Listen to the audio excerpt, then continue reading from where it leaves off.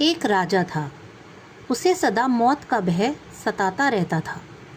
वह अक्सर ज्योतिषियों से इस विषय में पूछता तो आमतौर पर ज्योतिषी उसे एक ही जवाब देते कि महाराज, आपकी आयु बहुत लंबी है। एक बार इसी सिलसिले में उसने एक प्रसिद्ध ज्योतिषी को अपने दरबार में बुलाया। ज्योतिषी अचूक भविष्यवाणी करने के लिए मशहूर था। राजा ने बड़े जोर शोर से उसका स्वागत किया और बैठने के लिए ऊंचा आसन दिया। फिर राजा ने उसे अपनी जन्म कुंडली दी और कहा, पंडित जी, कृपया मेरी जन्म कुंडली पढ़कर मेरा भविष्य बताइए। ज्योतिषी ने बड़ी सावधानी से राजा की जन्म कुंडली का अध्ययन किया और बोला, महाराज, आपके ग्रह आपका जो भविष्य बता रहे हैं वही मैं आपको बताऊंगा।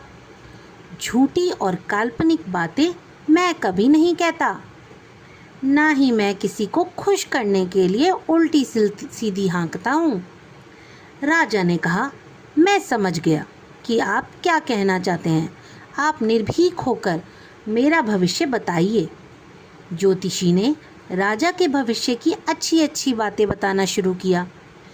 भविष्य के बारे में अच्छी अच्छी बातें सुनकर राजा बहुत खुश हो रहा था। उसका चेहरा आनंद से खिल गया। फिर ज्योतिषी ने राजा के भविष्य की दुर्भाग्यपूर्ण घटनाओं की भविष्यवाणी करना शुरू किया।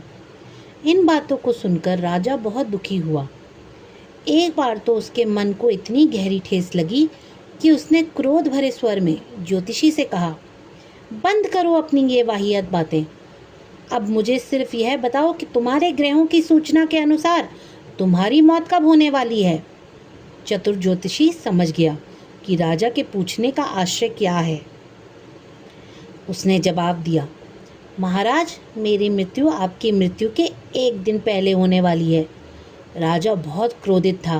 वह ज्योतिषी को मृत्युदंड देने वाला था, पर उसने ज्योतिषी के मुख से अपनी मृत्यु की भविष्यवाणी सुनकर अपना इरादा बदल दिया।